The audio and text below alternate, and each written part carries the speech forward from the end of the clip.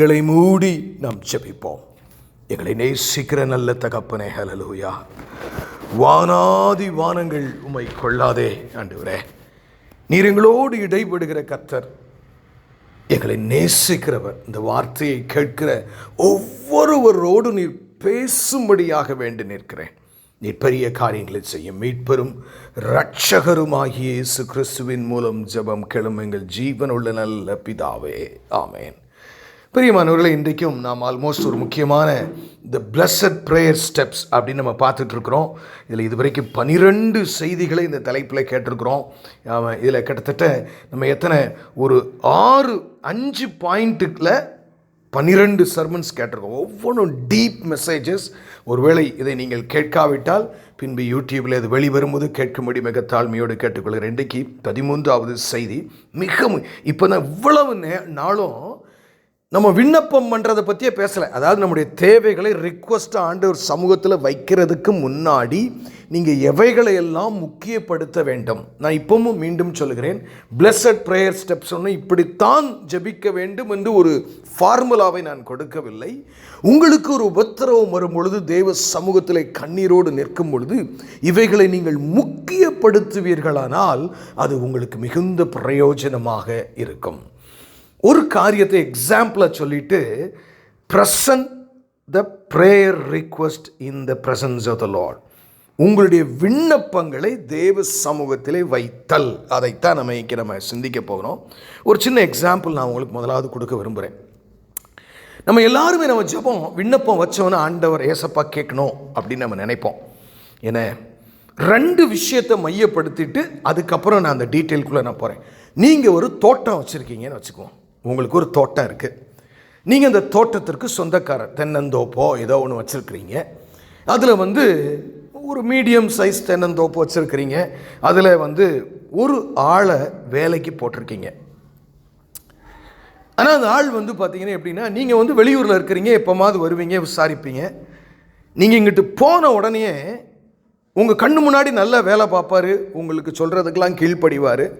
நீ அங்கிட்டு போன உடனே ஒரு வேலையும் பார்க்க மாட்டார். நீங்கள் அந்த காரில் அதுக்கு பக்கத்தில் அந்த 2 தெருக்கு முன்னாடி அந்த ரோட்டில் ஒரு டீ, ஐயா நீ உங்கள் தோட்டம் தானே அது? ஆமாம். என்னையா நீங்கள் போனப்புறம் அந்த ஆள் தோட்டத்துக்கே வர்றதில்ல, பாம்பும் பூச்சியுமா கிடக்கு, ஒன்றும் யாரும் கண்டவனும் தேங்காய் பறிச்சுட்டு போகிறான். உங்கள் இடம் தாங்க கொள்ளையர்களுக்கு நைட் ஆனால் தண்ணி அடிக்கிறாங்க, அவன் அந்த ஏரியாலே இல்லையா அப்படின்னு அப்படியாயா, சரி நான் பார்த்துக்கிறேன். இவர் வந்துடுறாரு. வந்த உடனே தோட்டத்துக்கு வரும்போது அவர் அங்கே இருக்கிறாரு. ஐயா வாங்கய்யா அப்படிங்கிறாரு. சொல்லிவிட்டு இவர் அமைதியான ஒரு ஓனர்னு வச்சுக்கோங்களேன். அவர் அடுத்து அவர் சொல்கிறார், ஐயா என் மகனுக்கு ஃபீஸ் கட்டணும்யா, எனக்கு எப்படியா நீங்கள் தான் என் உதவி செய்யணும் அப்படிங்கும்போது இந்த ஓனர் எப்படி ரெஸ்பாண்ட் பண்ணுவார்? நீங்கள் ஓனராக இருந்தால், அல்லேலூயா, ஏண்டா எனக்கு எந்த விதத்துலையும் நான் இல்லாத நேரம் தாண்டா நீ எனக்கு கீழ்ப்படிஞ்சு நடக்கணும்னு நான் நினச்சேன்.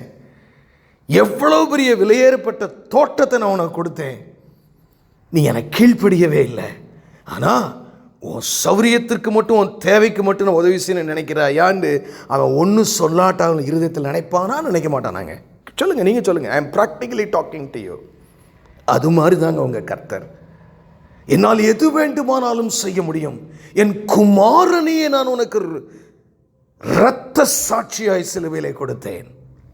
என்னைக்குமே நல்லா தெரிஞ்சுக்க, நான் மீண்டும் மீண்டும் சொல்கிறேன், இஸ்ரவேல் ஜனங்களை தேவன் முதலாவது என்ன செஞ்சார்? விடுதலை ஆக்கிட்டார். Kindly listen to me.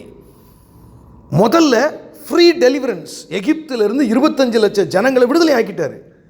அதிலிருந்து 50 நாள் தாண்டி, ஆமேன் ஆமேன் ஆமேன், பஸ்காவின் காலத்தில் அவர் என்ன செய்கிறாரு? தேவனுடைய கட்டளைகளை, நான் அதில் அதனுடைய அர்த்தம் என்ன தெரியுமா? முதல்ல கட்டளையை கொடுக்கல, முதல்ல டெலிவரன்ஸ், அதுக்கப்புறம் கட்டளை. என்ன சொல்கிறாரு? நான் உன்னை விடுவிக்கிறேன், ஆனால் அதுக்கப்புறம் நான் சொல்கிறபடி நீ வாழணும். நீங்கள் நிறைய பேருடைய ஜெபம் கேட்கப்படாததுக்கு காரணமே, பல தடவை ஆண்டவர் நம்மகிட்ட எக்ஸாம்பிள் பார்த்துட்டாரு. நான் உன்னை விடுவிக்கும் போதெல்லாம் அப்புறம் நீ உன் இஷ்டத்துக்கே போயிட்ட, அதுக்கப்புறம் நீ ஜெபிக்கிறதில்ல, அதுக்கப்புறம் நீ ஊழியம் பண்ணுறதில்ல. உங்கள் ஜெபம் கேட்கப்படணும்னா ஒரு காரியத்தில் நீங்கள் கவனமாக இருக்கணும். இன்றைக்கு காலையில் ஆண்டவர் என்னோடு பேசின காரியம், சொல் மகனே என்று சொன்னார். I am fed up with this. எல்லாரையும் நான் விடுதலை ஆக்குறேன், ஜெபத்தை கேட்குறேன். அப்புறம் அவங்க என்னை விட்டு தூரமாய் போய் விடுகிறார்கள். ஆனால் நான் அவர்களை விடுதலையாக்கும் போது, ஆசீர்வதிக்கும் போதே என்னுடைய உள்ளான நோக்கம், இதை நான் உனக்கு செய்கிறேன், அதற்கு பின்பு நீ எனக்கு கீழ்ப்படிந்து நடப்பாயா, நான் சொல்லுவதை செய்வாயா. ஏதாவது ஒரு விஷயத்தில் உங்களுக்கு இன்னும் ஜெபம் சரியாக கேட்கப்படலன்னு வச்சுக்கோங்களேன், இப்போமே எங்கள் அப்பா எனக்கு இந்த காரியத்தில் பதில் கொடுத்துட்டாரா, என்னை விடுதலை ஆக்கிட்டார்னா, என்னை ஆசீர்வதிச்சிட்டானா, நான் என்னெல்லாம் செய்யணும்னு நீங்கள் எதிர்பார்க்குறீங்கப்பா இப்போமே கேளுங்க. ஹல்லேலூயா. Lord, when you deliver me, when you bless me, what do you want me to do? அதை நீ பேசி பாருங்க. இதிலடா என் பிள்ளை, நான் கொடுக்கறதுக்கு முன்னாடி நீங்கள் என்ன கொடுத்துட்டு நீங்கள் என்ன சொன்னாலும் நான் கீழ்ப்படிவேன். அப்போ நீங்கள் விண்ணப்பத்தை ஆண்டவர் சமூகத்தில் வைக்கிறதுக்கு முன்னாடி கீழ்ப்படிதல் அவ்வளவு அவசியம். ஹல்லேலூயா. புதிய ஏற்பாட்டிலையும் ஆண்டவர் ஒன்றுமே மாறலைங்க. எங்கேயும் ஆண்டவர் உங்களை ரட்சித்துட்டாரு, அதனால எனக்கு உப்பா ஒளியா இந்த உலகத்துக்கு சாட்சியை வாழுங்கன்னு ஒரு பொறுப்பை, கீழ்ப்படிய வேண்டிய கட்டளையை கொடுக்கிறார். அப்போ ஜெபத்துக்கு பதில் வேணும், நான் பெட்டிஷன் வைக்க போறேன்னு சொல்ற நீங்க கீழ்ப்படிதலுக்கு முக்கியத்துவம் கொடுக்க வேண்டும். என் அப்பா என்ன சொல்றாரோ அதன்படி வாழ வேண்டும். ஏதோ சாதாரணம், ஏதோ ஒரு கடவுள் இருக்கிறார், என் தேவைக்காக நான் பூமியிலே வாழுகிறேன், என் தேவையை சொன்னால் அவர் உதவி செய்து விட்டு அப்படியே இந்த தெய்வம் அப்படிப்பட்ட தெய்வம் அல்ல. Understand that. He is a jealous God.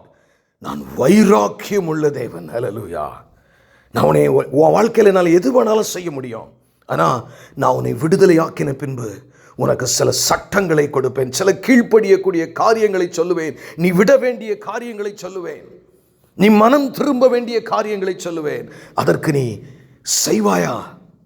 ஏன்னா கானானுக்குள்ள பிரவேசிக்கிறதுக்கு முன்பதாக விடுதலை பண்ணி சட்டத்தை கொடுத்து 2 மலையில கொண்டு போய் நிப்பாட்டி வச்சுட்டு ஆண்டவர் இஸ்ரவேல் ஜனங்களுக்கு தன்னை பொண்டாட்டியா இஸ்ரவேல் ஜனங்களை தனக்கு மனைவியை கல்யாணம் முடியும். கல்யாணத்தில் என்ன சொல்லுவோம்? துக்கத்திலும் வாழ்விலும் சாவிலும் எல்லாவற்றிலும் நான் உன்னை கைவிட மாட்டேன், நான் உன்னை கீழ்ப்படிவேன், அப்படி தானே சொல்லுவோம். நம்ம பொண்டாட்டி ஒன்று சொல்லுவா, அடுத்து புருஷன் ஒன்று சொல்லுவான், அப்புறம் பொண்டாட்டி ஒன்று சொல்லுவா, புருஷன் ஒன்று சொல்லுவான். கல்யாணங்க, நம்ம ஆண்டவர் நம்மளை கல்யாணம் முடிச்சிருக்காரு. அவர் என்ன சொல்ற? நான் உன்னை விடுதலை ஆக்குறேன், உன்னை ஆசீர்வதிக்கிறேன், உன் தேவனா இருக்கிறேன், ஆனால் எனக்கு நீ கீழ்ப்படிந்து நடப்பாயா. எடுத்தவனே கல்யாணத்திலேயே அந்த பொண்ணு உமக்கு பயந்து உமக்கு கீழ்ப்படிஞ்சு என்னால் நடக்க முடியாது அப்படின்னு சொன்னால் அந்த கல்யாணம் நடக்குமா? உங்களோடு கல்யாண உடன்படிக்கை பண்ணி இருக்கிறார் இந்த கிறிஸ்து.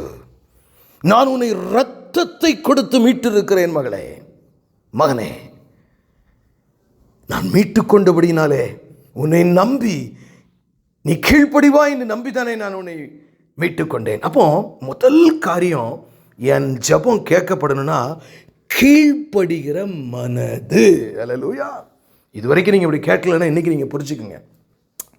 2வது ஒரு காரியம் ரொம்ப முக்கியம். ஏன்னா நீங்கள் இப்போ நம்ம என்ன பார்த்துக்கிட்டு இருக்கோம்? பிளஸட் ப்ரேயர் ஸ்டெப்ஸில் 6வது பாயிண்ட்டாக இப்போ தான் நம்ம தேவைகளை அப்பாட்ட வைக்க போகிறோம். இதுக்கு முன்னாடி 5 ஸ்டெப்பு நம்ம இருதயத்தை ப்ரிப்பேர் பண்ணோம். அல்லேலூயா. அதையே மீண்டும் நான் சொல்லி உங்களை குழப்ப நான் விரும்பவில்லை. அது என்னன்னு கேட்டிங்கன்னா, இது நான் கீழையும் திருப்பி வரமோ டீட்டெயிலாக சொல்லுவேன், ஆனால் இது ரொம்ப தலைப்புங்கிறனால சொல்கிறேன். நான் எதை ஜெபத்தில் கேட்குறேனோ அதை பெற்றுக்கொள்ளுவேன் என்று சந்தேகப்படாமல் நான் விசுவாசிக்க வேண்டும். அல்லேலூயா. நான் ஜெபம் பண்ணுறேன், ஆனால் டாக்டர் ரிப்போர்ட் வேறு மாதிரி இருக்குது. நான் ஜெபம் பண்ணுறேன், என் சரீரத்தை பார்த்தா ஓவர் சைஸாக இருக்குது. என் ஜெபம் பண்ணுறேன், நான் என்னுடைய பொருளாதார பேங்க் பேலன்ஸை பார்த்தா ஒன்றுமே இல்லை. நோ, நான் ஜெபம் பண்ணுறேன், அப்பா நிச்சயம் எனக்கு செய்வார். அது ஒன்று தான் எனக்கு தெரியும். I don't see the situation. எனக்கு அருமையான தேவஜனமே, என்கிட்ட ஒரு பிள்ளை ஓடி வந்தா. ஏன்னா ஆண்டவர் அறியாதில் தான் கல்யாணம் முடிச்சு அவன் கொண்டு வந்தான். அந்த பையன் நல்ல விசுவாசி. அவளை 1 வருஷத்துக்குள்ளே 6 மாதத்துக்குள்ளே அவளை விசுவாசத்தில் கொண்டாண்டான். ஜென்ரலி அப்படி நடக்காது, எதுவோ அவனுக்கு தேவ கிருபை. அவள் வந்த உடனே என்கிட்ட ஒரு வார்த்தை, அன்னைக்கு அவளுக்கு 1 வருஷமாக பிள்ளை இல்லை. அவள் வந்தா, அங்கிள் ஆபிரகாமுக்கு மட்டும் ஆண்டவர் பிள்ளையை கொடுத்தாரு, அப்போ எனக்கும் தரணும்ல. That day she got it. Alleluia. கையை வச்சு ஜெபிச்சு, ஆண்டவரை இவளுடைய விசுவாசத்தினுடைய அன்றைக்கே நிறைய நேரங்களில் பார்த்தா சின்ன பிள்ளை மாதிரி நாம் விசுவாசிக்க வேண்டும்.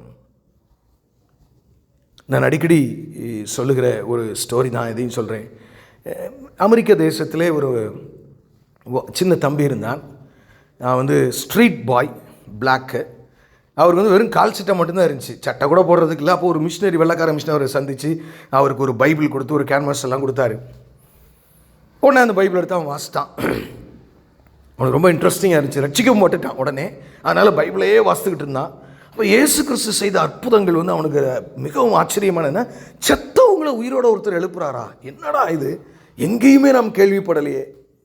அப்புறம் தொடர்ந்து வாசித்துட்டே இருக்கேன். உடனே அந்த மிஷினர்கிட்ட திருப்பி வந்தான். அம்மா, நீங்கள் ஒரு புக்கு கொடுத்தீங்களே, அதில் இயேசு கிறிஸ்து மரித்தோரை உயிரோடு எழுப்புறாரே, அது உண்மைதானான்னு கேட்டானா. ஆமாம் தம்பி, நம்ம இயேசு உயிரோடு எழுப்புகிற தேவன் உயிரோடு எழுப்பினார். சரி, அப்புறம் இப்படி வாசிக்கிறேனே, இயேசு கிறிஸ்து நேற்றும் இன்றும் என்றும் மாறாதவராக இருக்கிறார், அது உண்மைதானான்னு கேட்டானா. ஆமாம் தம்பி, இயேசு கிறிஸ்து நேற்றும் இன்றும் என்றும் மாறாதவர். அடுத்து ஒரு கேள்வி கேட்டேனா, ஐயா நான் கேட்குறேன்னு தப்பாக நினச்சிக்கிடாதீங்க. இயேசு கிறிஸ்து மரித்தோரை உயிரோடு எழுப்புகிற தேவன், அவர் நேற்றும் இன்றும் என்றும் மாறாதவராக இருக்கிறார். நீங்கள் மிஷினரி எத்தனை செத்தவங்களை உயிரோடு இதுவரைக்கும் எழுப்பியிருக்கீங்கன்னு ஒரு கேள்வி கேட்டானா. அவர் மூஞ்சே செத்து போனதாம். நம்ம எல்லாருமே புக் டு புக் நம்ம ஃபெய்த் நல்லா இருக்கு, இயேசு பயங்கரமானவர், ஆனால் என் வாழ்க்கையில் ஒன்றும் நடக்காது. That what we think. அந்த வாலிபன் ஆப்பிரிக்காவுக்கு போனோன்னா பார்த்தீங்கன்னா, வீடு வீடா போய் தட்டிட்டு, யாராவது செத்து போனவங்க இருக்கீங்களா, நிறைய பேர் உயிரோடு எழுப்பினவன். ஹல்லேலூயா. சின்ன குழந்தை போல அவன் விசுவாசித்தான். இயேசு குணமாக்கினார், இன்றைக்கும் உயிரோடு இருக்கிறார் என்றால் ஏன் என்னால் செய்யக்கூடாது. ஆகவே நீங்கள் விண்ணப்பத்தை ஆண்டவர்கிட்ட ப்ரெசன்ட் பண்ணுறதுக்கு முன்னாடி உங்களுக்கு தேவை என்னென்னா, 2 காரியம். நான் கீழ்ப்படிய தயாரானவள் எப்பா என்னை, ஏன்னா கடவுளுடைய பாட்டன்லாம் மாறாததுங்க. நேற்று ஒன்று சொல்லிட்டு இன்றைக்கெலாம் ஒன்று சொல்ல மாட்டார். இஸ்ரவேல் ஜனங்களை விடுதலை ஆகிட்டு அடுத்து அவர் 613 கட்டளையை கொடுத்துட்டாரு. உங்களையும் விடுதலை ஆகிட்டு கட்டளை கொடுத்துருக்கிறாரு. என்ன, நீ உப்பாக இருக்கணும், ஒளியாக இருக்கணும், அன்பை வெளிப்படுத்தணும், விட்டு கொடுக்கணும், மன்னிக்கணும். கிட்டத்தட்ட 1800 கட்டளைகளுக்கு மேலே இயேசு கொடுத்துருக்கிறார். எனக்கு அருமையான தெய்வச்சனமே, நம்ம ஏதோ ஏடிஎம்மில் காசு எடுத்துகிட்டு வெளியே ஓடுற மாதிரி ஏசாமிகிட்ட ஒரு ஆசீர்வாதத்தையும் நம்ம வாங்க முடியாது. ஆகவே 2வது, எங்கள் அப்பா எனக்கு நேர்மையான ஒரு வாழ்க்கை என்னிடத்தில் இருக்கிறது, நான் தகுதியானதை என் ஆண்டவரிடத்தில் கேட்கிறேன், ஆகவே நிச்சயம் தேவன் எனக்கு செய்வார், அவருடைய காலத்தில் செய்வார், நான் காத்திருந்து தொடர்ந்து ஜெபிப்பேன். இது ரொம்ப ஃபண்டமெண்டல் இம்பார்ட்டன்ட். இந்த 2 காரியம் நீங்கள் ஆண்டவர் முன்னாடி ஒரு ப்ரேயர் ரிக்வெஸ்ட் வைக்கிறதுக்கு முன்னாடி. ஹல்லேலூயா. சரி, இப்போ சில பாயிண்ட்டை வசனத்தோடையும் சில பாயிண்ட்டை ப்ராக்டிக்கலாகவும் பார்க்க போகிறோம். என்ன பார்த்துக்கிட்டு இருக்கோம்? பிளஸட் ப்ரேயர் ஸ்டெப்ஸில் how to present the prayer request. This is the time to present the prayer request. இப்போ ஜெப விண்ணப்பத்தை அவர்கிட்ட வைக்க போகிறோம். பயபக்தியோடு வைங்க. இதோ இந்த ஆம்புலன்ஸை கூப்பிடுற மாதிரி, சர்வெண்ட்டை கூப்பிடுற மாதிரி, பேங்க்கில் இருக்கிற பணத்தை ஏடிஎம்மில் எடுக்கிற மாதிரி மைண்ட் செட்டில் இருந்தால் உங்கள் ஜெபம் கேட்கப்படுகிறது சற்று சந்தேகம். நான் மீண்டும் மீண்டும் சொல்லுகிறேன், வித் அ ரெஃபரன்ஸ், கண்ணீரோடு, ஆண்டவரே நான் பாவியான மனுஷன், ஆண்டவரே இதில் எனக்கு ரொம்ப தேவை இருக்கிறது, கேளுங்க. ஆனால் ஒரு காரியத்தை நீங்கள் மறந்துடக்கூடாது. நான் முதல்ல சொன்னதை, என்னை அப்பா என் ஜெபத்தை கேட்ட பின்னாடி, என்னை உயர்த்தின பின்னாடி, என்னை விடுதலை ஆக்கின பின்னாடி, அவர் என்ன சொன்னாலும் நான் செய்கிறதற்கு தயாராக இருக்கிறேன் அப்படிங்கிறவங்கள ஜெபத்தை தள்ளுவாரா? ஹல்லேலூயா, ஹல்லேலூயா. நான் யுஏஇயில் கூட ஒரு தம்பியை சந்தித்து, ஒரு எலக்ட்ரிஷியன், தற்செயலாக தான் என்னை ஊழியத்துக்கு கூட்டு போனாங்க. அப்போ காரில் உட்காந்து பேசிகிட்டு இருந்தேன். ஐயா எனக்கு இதே என்ன சொல்கிறது ப்ராஜெக்டே இல்லை, என்ன செய்ய போகிறாங்கன்னு தெரிலன்னு. கவர்மெண்ட் 2 நாளைக்கு முன்னாடியே ஃபோன் வந்துச்சு. ஆமேன், ஏன்னா நீங்கள் கவர்மெண்ட் பண்ணிங்களா, அவர் ஆலய காணவனே ப்ராஜெக்ட் கிடச்சி போயிட்டார். நீதிமான்களுடைய ஜெபத்தை தேவன் கேட்கிறவர் பிரியமானவர்களே. ஹல்லேலூயா. உங்கள் ஜெபத்தையும் அவர் கேட்பார். அப்போது உங்கள் ப்ரேயர் ரிக்வெஸ்ட்டை ஆண்டவர்கிட்ட வைக்கும்போது ஒரு முதல் காரியம் என்னென்னா, நீங்கள் எப்படி ஜெபிக்கணும், எப்படி இதை வைக்கணும்னா, ஆண்டவரே எனக்கு ஒரு பயங்கரமான தேவை இருக்குது, நீங்கள் பாட்டு சும்மா உட்காந்துக்கிட்டே இருந்தீங்கன்னா என்ன விளையாடுறீங்களா, அந்த மைண்ட் செட்டில் நீங்கள் இருக்கக்கூடாது. ஹல்லேலூயா. நல்ல கவனிங்க. எப்படி ப்ரெசன்ட் பண்ணணும்னா, உங்களுக்கு ஒரு பயங்கரமான தேவை இருக்கிறது, ஏன்னா அந்த தேவையை ஆண்டவரிடத்தில் நீங்கள் கேட்டுக்கொண்டு இருக்கிறீர்கள்.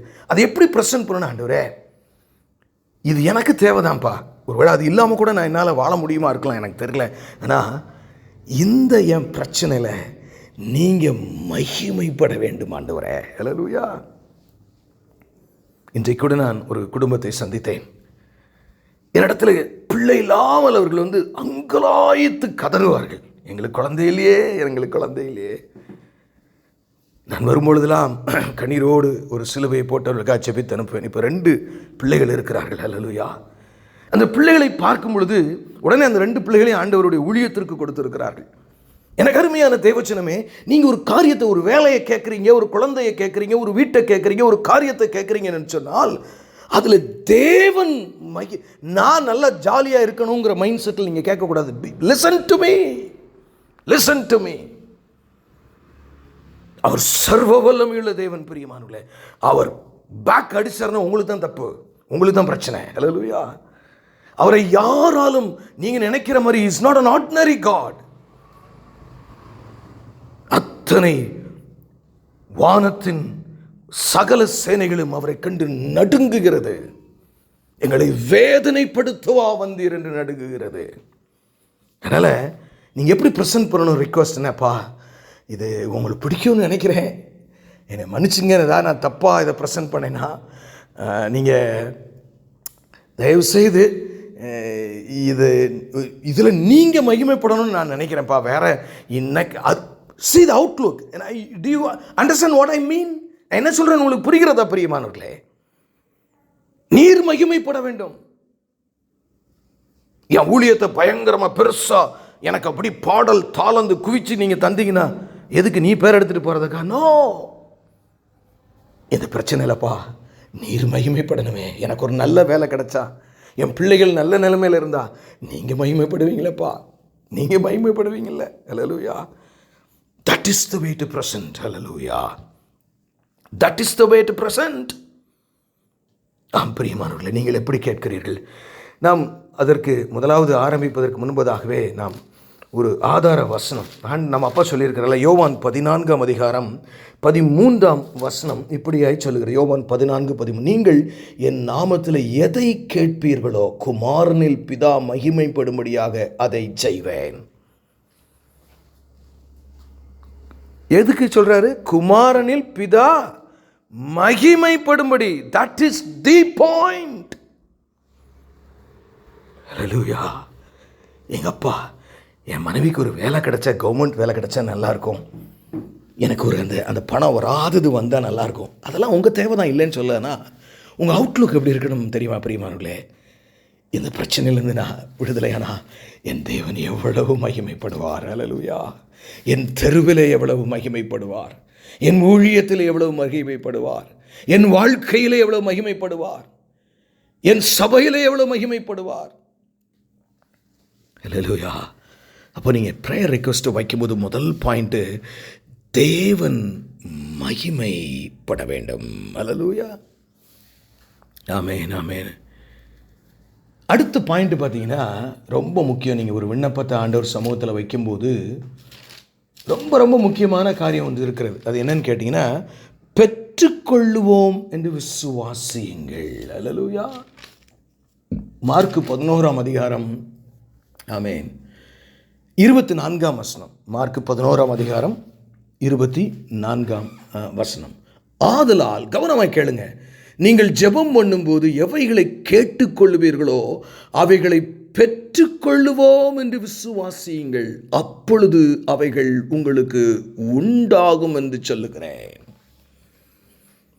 நீங்க ஒன்று கேட்குறீங்க, அதுக்காக ஜெபம் பண்ணுறீங்க, ஆனால் திடீர்னு இன்டர்நெட்லேயோ ஃப்ளாஷ் நியூஸ்லேயோ பார்த்தா இந்த எக்ஸாமே நடக்காது, இந்த காரியத்தில் ஒரு பிரச்சனை ஆகிப்போச்சு, இந்த காரியம் நம்ம அரசாங்கம் வேறு விதமாக செய்ய போதுன்னு, ஐயோ போச்சே அப்படின்னு நினைக்க வேண்டிய அவசியம்.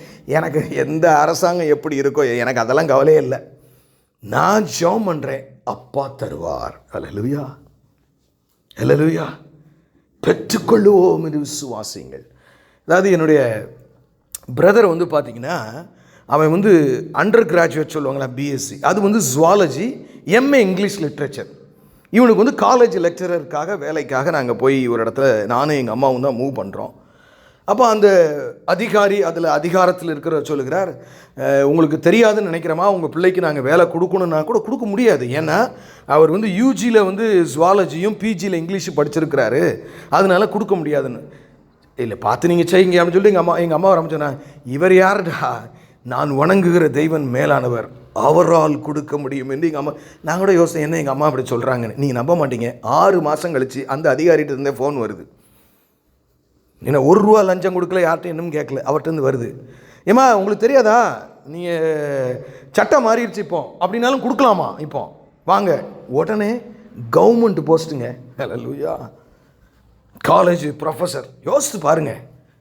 திருப்பி எங்கள் அண்ணன் வேலைக்கு போய் கன்ஃபர்மேஷன்லாம் ஆயிடுச்சு. 2 வருஷத்தில் அவனுக்கு ஜாப் இஸ் கன்ஃபர்ம்டு.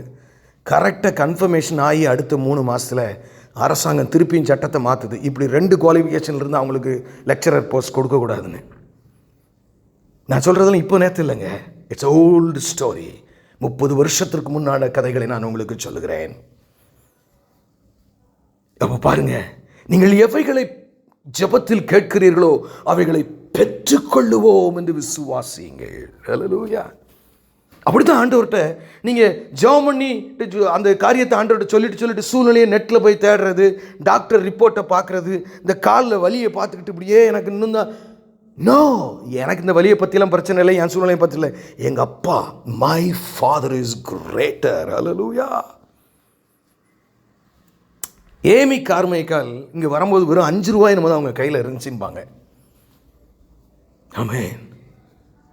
எனக்கு அருமையானவர்களே, ஒரு அழகான பெண்மணி, கல்யாணம் கூட முடிக்கலைங்க. எவ்வளவு பெரிய ஊழியத்தை அவர்களை கொண்டு தேவன் செய்திருக்கிறார். அவங்க எழுதின புத்தகத்தெல்லாம் படித்து பாருங்க. கடைசி காலத்தில் அவர்கள் படுக்கையிலே 24 வருஷங்கள் இருந்து ஊழியம் செய்தார்கள். ஒரு நாள் கூட அவர்கள் தேவனை குறை சொல்லவில்லை. உங்கள் ஜெபம், உங்கள் பெட்டிஷனை வைக்க போகிறீங்களா? 2வது காரியத்தில் நீங்கள் ரொம்ப முக்கியமாக இருக்கணுங்க, பெற்றுக்கொள்ளுவோம் என்று விசுவாசியுங்கள். ஹல்லேலூயா. எப்படி பெற்றுக்கொள்ளுவோம் என்று விசுவாசியுங்கள். ஆமென், ஆமென். பிரியமானவர்களே, நீங்கள் சோர்ந்து போயிடாதீங்க, சோர்ந்து போயிடாதீங்க பிரியமானவர்களே. ஹல்லேலூயா. சோர்ந்து போயிடாதீங்க. ஆமென், ஆமென், ஆமென். ஹல்லேலூயா, ஹல்லேலூயா, ஆமென். அடுத்து பார்த்தீங்கன்னா, பெற்றுக்கொள்ளுவோம் என்று விசுவாசிக்கணும். கிட்டத்தட்ட அதனுடைய ரிலேட்டட் இருந்தாலும் நான் அதையும் திருப்பி சொல்கிறேன். அதே மார்க் 11ஆம் அதிகாரம் 23ஆம் வசனத்தில் ஆண்டவர் ஒரு இதை ஸ்ட்ரெஸ் பண்ணும்போது நானும் பண்ணி தான் ஆகணும். அதாவது நீங்கள் ஒரு காரியத்தை ஆண்டவர்கிட்ட பெட்டிஷனில் வைக்கும்போது, எவனாயிலும் இந்த மலையை பார்த்து பெயர்ந்து சமுத்திரத்தில் தள்ளிடுபோர் சொல்லி தன் சொன்னபடியே நடக்கும் என்று தன் இருதயத்தில் சந்தேகப்படாமல் விசுவாசித்தால் அவன் சொன்னபடியே ஆகும் என்று மெய்யாகவே உங்களுக்கு சொல்லுகிறேன். ஹல்லேலூயா. அப்போ நீங்கள் ஒரு பெட்டிஷனை ஆண்டவர்கிட்ட வைக்கும்போது மெயின் நீங்கள் ஃபோக்கஸ் எதில் பண்ணணும் தெரியுமா? அதைத்தான் நான் முதலையும் சொன்னேன். ஹல்லேலூயா. சந்தேகம் அப்படிங்கிறத நான் முதல்ல அழிச்சிட்டு தான் நான் ஜெபம் பண்ணவே ஆரம்பிக்கணும். ஹல்லேலூயா. ஜெபம் பண்ணுவேன், ஆனால் சந்தேகப்பட்டுக்கிட்டே இருப்பேன். இல்லை, when I put a petition before God, I should firmly remove all unbelief from me. வேரோடு அவிசுவாசத்தை பிடுங்கி எறிவேன். ஹல்லேலூயா. யூஷுவலாகவே ஒரு ப்ராக்டிஸ் இருக்கணும். ஜெபம் பண்ணி ஒருத்தருக்காக தலையில் கை வச்சு ஜெபம் பண்ணுறீங்கனாலே அதோடு அதை கட் பண்ணிடணும். நான் ஜெபம் பண்ணிட்டேன், இது தேவ சித்தம், நிச்சயம் அது நடக்கும். அவன் அதோட நம்ம இன்னும் போட்டு அதை நோண்டி தோண்டி என்று எடுத்துக்கிட்டு இருக்க வேண்டிய அவசியமே இல்லை பிரியமானவர்களே. சந்தேகப்படாமல் விசுவாசித்தால்,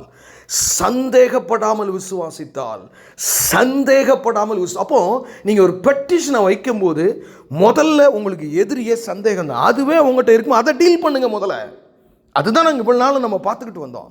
சிலர் அவசரடியாக நான் போனால் ஆண்டோட சொல்லிட்டு என்ன ஒன்றுமே நடக்கலையே. இன்றைக்கி வாலிபர்கள் நிறைய பேர் இப்படி சொல்கிறாங்க, நாங்கள் ப்ரே பண்ணுறோம், ஒரு ப்ரேயர் கூட எங்களுக்கு கேட்கப்படலை. நீ எப்படி வாழ்கிற தங்கச்சி, நீ எப்படி வாழ்கிறம்மா பையா? God is not your servant. எனக்கு அருமையான தேவஜனமே,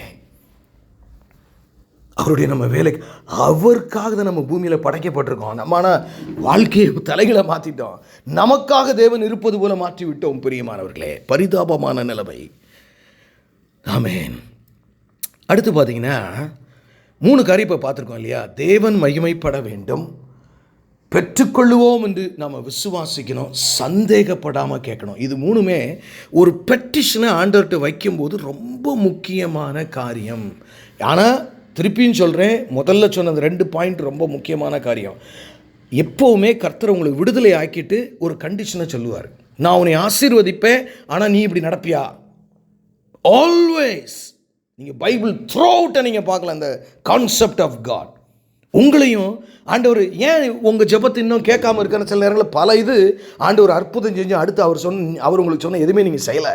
அப்போ அவர் கொஞ்சம் தயங்குவார். இவன் விடுதலைக்கு மட்டும்தான் என்கிட்ட வர்றான், ஆனால் நான் சொல்கிறதுக்கு அவன் கீழ்ப்படிய மனதில்லை.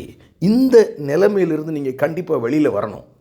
எங்கள் அப்பா என்னை விடுதலையாக்குனா நான் எது சொன்னாலும் சரி. ஏன்னா இன்றைக்கி நிறைய நேரங்களிலே நன்மை வாங்கின பின்னாடி அவங்கள சீன்லேயே பார்க்க முடியாது. ஹல்லேலூயா, ஆமென். இந்த ஊழியத்தின் தலைவர்கள் இதற்கு சாட்சி. God has seen enough of it. எனக்கு அருமையான தெய்வஜனமே, எனக்கு அருமையான தெய்வஜனமே, அப்போ இன்னைக்கு நம்ம ஒரு 3 காரியங்களை பார்த்துருக்கிறோம். ஹல்லேலூயா, ஆமென். நமக்கு இதற்கு மேலே நமக்கு நேரம் இல்லை, ஏன்னா நம்ம ஜெபிக்கவும் செய்யணும். ஆமென், ஆமென். இன்னும் ஒரு காரியத்தை மட்டும் வேணால் பார்ப்போம், ஒரு 5 மினிட்ஸ் பார்த்து வேணால் முடிப்போம். ஹல்லேலூயா, ஹல்லேலூயா, ஆமென். இப்போ என்ன பார்த்துட்ருக்கோம்? நம்ம ஒரு காரியத்திற்காக ஜெப விண்ணப்பத்தை தேவ சமூகத்தில் வைக்கும்போது என்ன செய்யணும் அப்படிங்கிறத பார்த்துட்ருக்கோம். சில நேரங்களில் பார்த்தீங்கன்னா நீங்கள் ஒரு சில காரியத்திற்காக ஜெப விண்ணப்பம் வைப்பீங்க, 1 வருஷம் ஆனால் நடக்காது, 2 வருஷம் ஆனால் நடக்காது. அப்போ என்ன செய்கிறாங்க தெரியுமா? நிறைய பேர் தொடர்ந்து அந்த ப்ரேயர் ரிக்வஸ்ட் ஆண்டவர் சமூகத்தில் வைக்கிற நிப்பாட்டிட்டு, நிறைய பேருக்கு பழக்கமே கிடையாது. நினச்சா எப்போமாவது ஜெபம் பண்ணுறது, ஒரு வாரத்துக்கு ஒரு தடவை அது அந்த கவலை வந்து அழுத்தம் போது ஆனா ஜெபம் பண்ணுறது, ஒரு ரெகுலர் டிசிப்ளின் ப்ரேயர் ரிக்வஸ்ட்டே இருக்காது. அப்படி முதல்ல இருக்கக்கூடாது நீங்கள். ஆனால் இதுக்கு ஆண்டவர் ஒரு விட சொல்கிறார் பாருங்க. எங்கே சொல்கிறாருன்னா, லூக்கா 18:1 சோர்ந்து போகாமல் எப்பொழுதும் ஜெபம் பண்ண வேண்டும். இதை குறித்து அவர்களுக்கு அவர் ஓமையை சொன்னார். ஒரு பட்டணத்தில் ஒரு நியாயாதிபதி இருந்தான். அவன் தேவனுக்கு பயப்படாதவனும் மனுஷரை மதியாதவனுமாய் இருந்தான். அந்த பட்டணத்தில் ஒரு விதவையும் இருந்தாள். அவள் அவனிடத்தில் போய் எனக்கும் என் எதிராளிக்கும் இருக்கிற காரியத்தில் எனக்கு நியாயம் செய்ய வேண்டும் என்று விண்ணப்பம் பண்ணினாள். வெகு நாள் வரைக்கும் அவனுக்கு மனதில்லாதிருந்தது. பின்பு அவன் நான் தேவனுக்கு பயப்படாமலும் மனுஷரை மதியாமலும் இருந்தும் இந்த விதவை என்னை எப்பொழுதும் தொந்தரவு செய்கிறபடினால் இவள் அடிக்கடி வந்து என்னை அலட்டாதபடிக்கு இவளுக்கு நியாயம் செய்ய வேண்டும் என்று தனக்குள்ளே சொல்லிக் கொண்டான் என்றார். பின்பு கர்த்தர் அவனை நோக்கி, அநீதியுள்ள அந்த நியாயாதிபதி சொன்னதை நினைத்து பாருங்கள். அந்தபடியே தேவன் தம்மை நோக்கி இரவும் பகலும் கூப்பிடுகிறவர்களாகிய தம்மால் தெரிந்து கொள்ளப்பட்டவர்களின் விஷயத்தில் நீடிய பொறுமையுள்ளவராயிருந்து அவர்களுக்கு நியாயம் செய்யாமல் இருப்பாரோ? சீக்கிரத்தில் அவர்களுக்கு நியாயம் செய்வார் என்று உங்களுக்கு சொல்கிறேன். ஆகிலும் மனுஷகுமாரன் வரும்பொழுது பூமியிலே விசுவாசத்தை காண்பாரோ? நிறைய பேர் இந்த பூமியிலே விசுவாசத்தை காண்போங்கிறது வருகையில் கடைசி அண்டி மனுஷகுமாரன் வரும்போது கான்டெக்ஸ்ட் என்ன தெரியுமா? இயேசு கிறிஸ்து 2ஆம் வருகையிலே வரும்பொழுது நிறைய பேர் அதாவது ஒரு காரியம் தனக்கு நடக்கலைன்னு ஜெபம் பண்ணுறதை நிப்பாட்டிடுவாங்க. தொடர்ந்து அதற்காக ஜெபிக்கிறவர்கள் இருக்க மாட்டார்கள் என்பதைத்தான் இங்கே சொல்லப்பட்டிருக்கிறது. அப்போ நீங்கள் ஒரு ப்ரேயர் ரிக்வஸ்ட், ஒரு முக்கியமான காரியத்துக்கு வேணும்னா அதை பெரும் வரைக்கும் உபவாசம் பண்ணணுமா, உபவாசம் பண்ணுங்க. கண்ணீரோட ஜெபிக்கணுமா, கண்ணீரோட ஜெபம் பண்ணுங்க. ஆவில இருந்து ஜெபிக்கணும், ஆவில் பரிசுத்தவான்களை ஜெபிக்கணுமா, ஜெபம் பண்ணுங்க. கதவை பூட்டிட்டு ஜெபிக்கணுமா, ஜெபம் பண்ணுங்க. தெய்வ சமூகத்தில் போராடணுமா, போராடுங்க. கண்டினியூஸ்லி. எனக்கு அருமையான தெய்வஜனமே, உங்கள் உறவுக்காக இயங்குகிற ஒரு கர்த்தர். உங்களுக்கு தெரியாது ஏன் ஆண்டவர் அப்படி லேட் பண்ணுறாருன்னு. ஏன்னா நம்ம தான் வாங்கிட்டு ஓடிடுவோமே அடுத்து. அல்லேலூயா. அதுக்கப்புறம் நீங்கள் வேணால் கேட்டு பாருங்க, நம்ம ஃபெலோஷிப் எடுங்க. நிறைய நன்மை பெற்றவர்கள் அவங்கள போய் மனசில் நெஞ்சில் கேவிச்சுக்கிறேன். ஆமாங்க, நான் துன்பப்படும் போது கூட ஆண்டவர் நல்லா தேடினேங்க, ஆனால் அவர் என்னை விடுதலையாக்கி என்னை ஆசீர்வதிச்சு அந்த மாதிரி இப்போ தேட முடியலங்க. நல்லா தெரிஞ்சுக்குங்க, நல்லா இருக்கும்போது தேவனை தேடுகிறவர்களுக்கு அநேக உபத்திரவங்கள் வருகிறதில்லை. ஹல்லேலூயா, ஹல்லேலூயா. மறந்து போகிறவர்களாய் நாம் இருக்கிறோமே பிரியமான 4 காரியங்களை பார்த்திருக்கிறோம். when you present your prayer request to God, hallelujah, சோர்ந்து போகாதீங்க. இந்த தேவனால் கூடாத காரியம் ஒன்றுமில்லை பிரியமானவர்களை. மரித்த லாசருவை உயிரோடு எழுப்புகிற கர்த்தர். உங்களுக்கு இன்னைக்கு என்ன பிரச்சனை? What is? ஏன் மனம் கலங்கி நிற்கிறீர்கள்? ஏன் துக்கத்தோடு இருக்கிறீர்கள் பிரியமானவர்களே? அவர் சமூகத்தில் நமக்கு ஒரே ஒரு ஆள் தாங்க நமக்கு சாதகமாக பேசுவார். பரிசுத்த ஆவியான இயேசு கிறிஸ்து தான் பிதாவிடத்தில். உங்கள் குடும்பத்தார் உங்களுக்கு சாதகமாக பேசாமல் இருக்கலாம், உங்கள் சொந்த சரீரம் உங்களுக்கு உழைக்காமல் இருக்கலாம், உங்கள் கூட வேலை பார்க்கிறவர்கள் உங்களுக்கு விரோதமாக இருக்கலாம். ஆனால் ஒரே ஒரு ஜீவன், ஹல்லேலூயா, தன் ஜீவனையே கொடுத்தவர். என் பிள்ளை, டே இருறா, இந்த நேரத்தில் கொஞ்சம் நேரம் நான் உன்கிட்ட பேச முடியும், உடனே வாங்கிட்டு ஓடணும்னு நினைக்க, கொஞ்சம் இரு, வா நம்ம 2 பேரும் பேசுவோம். ஏன்னா அவருடைய வாசஸ்தலம் மனுஷருக்குள் இருக்கிறது. உங்களோடு பேசணும்னு விரும்புகிறாருங்க அவர். ஹல்லேலூயா. உங்கள் கண்ணீரை ஒவ்வொரு தடவை நீங்கள் அழும்போதும் அதை தொடச்சி விட்டுட்டு ஏண்டா மகளே மகனே நீ அழுகிற செல்லமே, மக்களை ஏன் அழுறீங்க? am I not there? உன்னை அப்படி கைவிட்டு விடுவேனோ மகளே மகனே?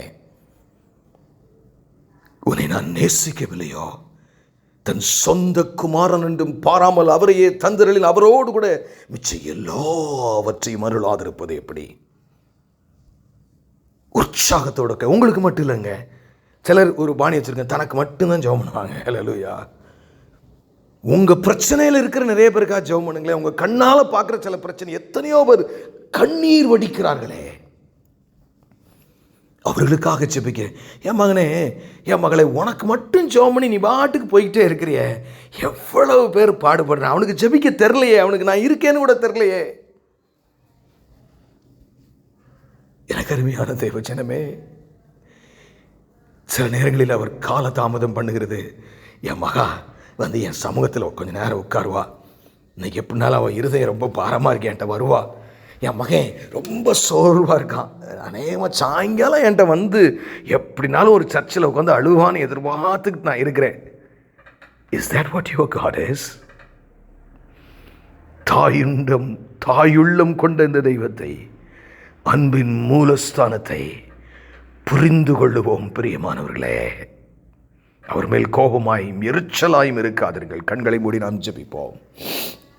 எங்களை நேசிக்கிற நல்ல தகப்பனே, ஒரே ஒரு வாழ்க்கை உம்முடைய சமூகத்தில் எங்கள் விண்ணப்பத்தை வைக்கும்போது வாட் அ பிரிவிலேஜ். வானத்தையும் பூமியையும் ஆண்டவரே, நாங்கள் உலகத்தில் நிறைய இடங்களுக்கு போகிறோம், ஆனால் அங்கெல்லாம் எங்களுக்கு நீதி கிடைப்பதில்லை. எவ்வளோ அழகாக லூக்கா 18 என்கிட்ட நீதி கிடக்குண்டா ஏண்டவா. ஆனால் நான் கொஞ்சம் டிலே சில சமயத்தில் பண்ணுவேன். ஆமாம் ஆண்டவரே, லாசரு சாக போகிறான்னு ஒன்று வேணுக்குன்னு 2 நாள் டிலே பண்ணீங்க. அப்படி எங்கள் வாழ்க்கையில் டிலே பண்ணுவீங்க. ஆனால் எங்களுக்கு எப்போல்லாம் டிலே பண்ணுறீங்களோ அப்போல்லாம் அது மகிமையாகும். ஏன் என் வாழ்க்கையில் இது நடந்தது என்று கேட்பதை விட, இந்த துன்பத்தில் என் தேவன் எப்படி மகிமைப்பட போகிறார் என்பதை முக்கியப்படுத்த நீர் எங்களுக்கு கற்றுத்தார் ஆண்டவரே. பெரிய காரியங்களை செய்யும். உடைய ஆவியினால் இந்த வார்த்தையை கேட்கிற ஒவ்வொருவரையும் நிரப்பி அவருடைய கண்ணீரை துடைத்து, உனக்காக ஜீவனையை கொடுத்த நான் உன் விண்ணப்பத்தை நான் கேளாமலும் அவமதிப்பேன் என்று நீர் பேசும்படியாய் நான் ஜெபிக்கிறேன் அப்பா. இந்த வார்த்தை கேட்கிற ஒவ்வொருவரையும் மார்போடு நீர் அணைத்துக் கொண்டு, ஏன் மகளை நீ அழுகிறாய், அல்லேலூயா, ஏன் மகனை நீ துக்கத்தோடு இருக்கிறாய், நான் மரித்து போய்விட்டேன் என்று நினைத்தாயோ என்று அவர் கேட்கிறார். பிரியமானவர்களே, யோவான் கூட அவர் மரித்து போய்விட்டாரோ என்று நினைத்து, மரித்தேன் யோவானை பயப்படாதே, இதோ நான் சதா காலங்களிலும் உயிரோடு இருக்கிறேன் என்று சொன்னீங்களப்பா. இந்த பிள்ளைகளுக்கு ஒரு அற்புதத்தை செய்யுங்க. நீங்கள் மகிமைப்படுங்க. இவங்களுடைய துன்பங்களிலே இருந்து இவர்கள் வெளிவரும் பொழுது உங்களுடைய குமாரன் மகிமைப்படும்படி ஒரு அற்புதத்தை செய்யுங்கப்பா. பெரிய காரியங்களை செய்யுங்க. மீட்பெரும் இரட்சகருமாகிய இயேசு கிறிஸ்துவின் மூலம் ஜெபம் கேளும் எங்கள் ஜீவனுள்ள நல்ல பிதாவே. ஆமென்.